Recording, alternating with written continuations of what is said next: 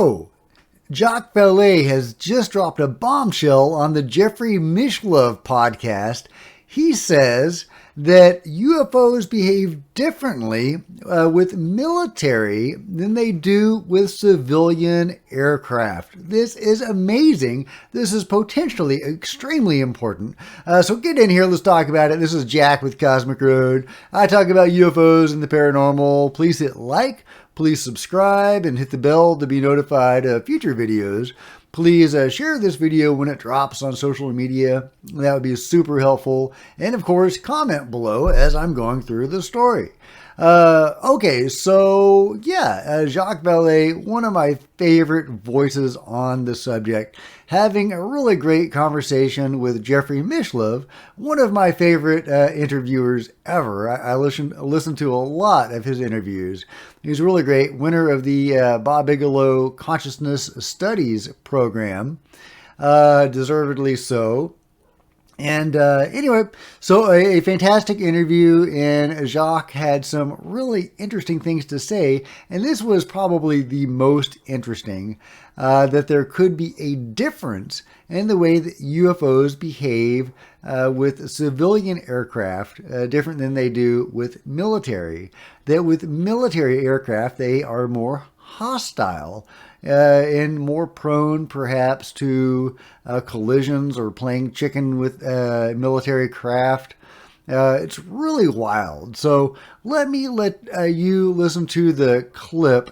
It's a little longer than I normally play because Jacques has his own way of delivering this information. And, so let's hear what he has to say. Here goes. That database is still classified, but the pilot database is not.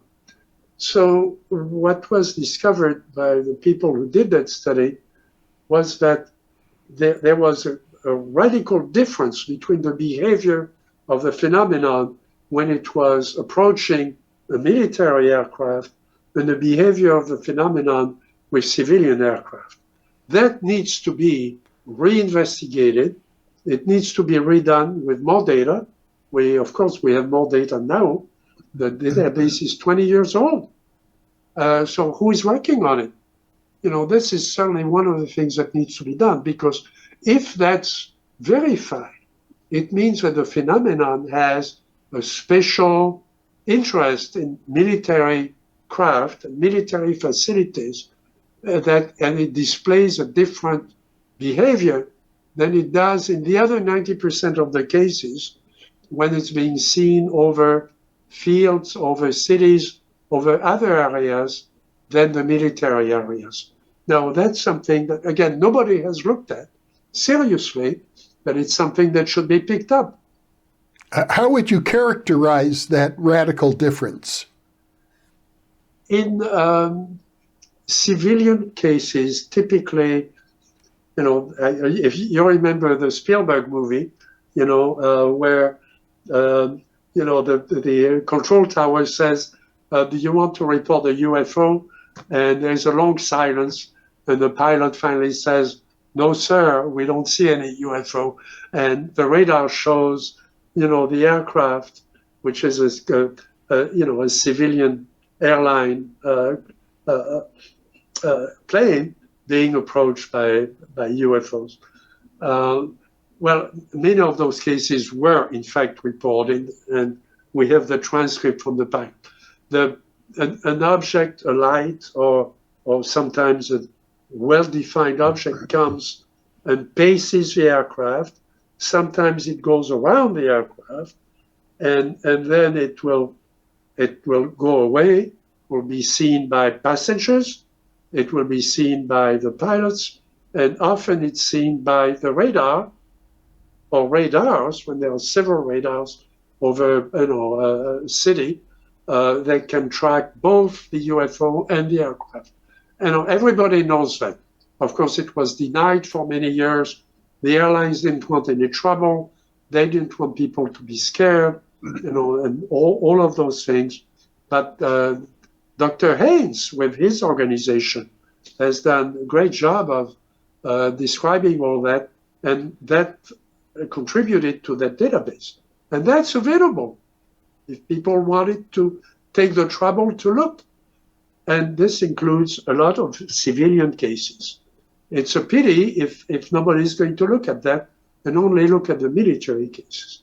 The military cases are very different.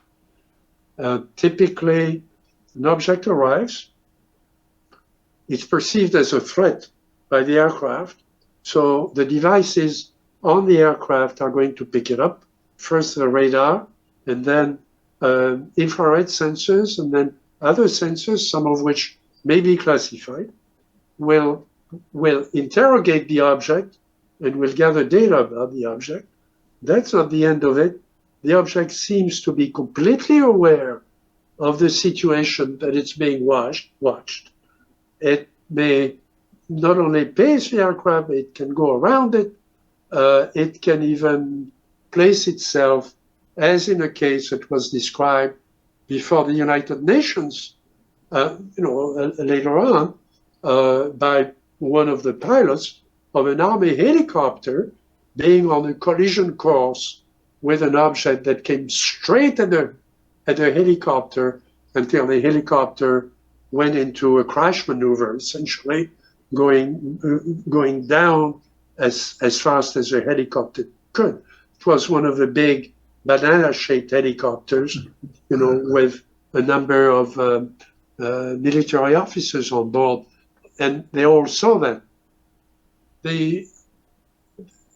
Here you have a maneuver which is hostile.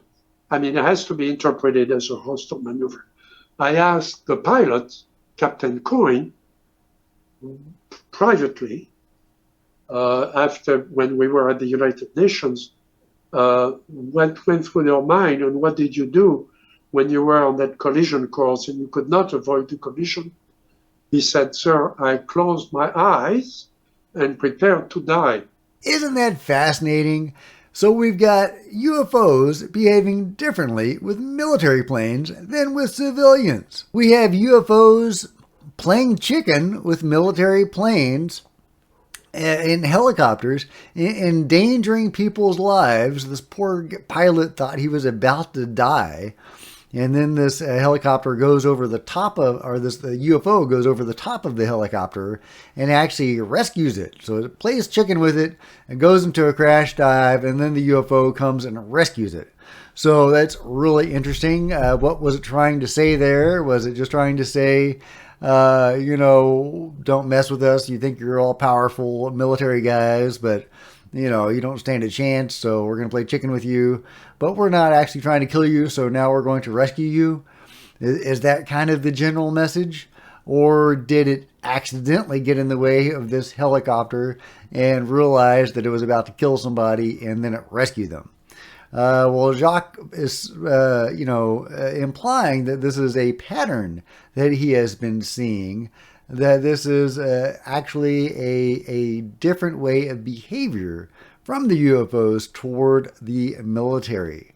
Now, he does say a couple of things that I might have, I don't know. I mean, I trust Jacques' research over my own. However, I shared a video a couple of days ago in the compilation video of the silver spheres, the Mosul orb type videos.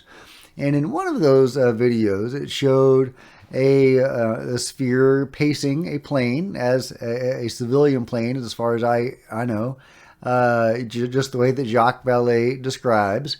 However, a little tiny UFO is accompanying that sphere, presumably, is darting all around that civilian craft, potentially endangering it if it messed up.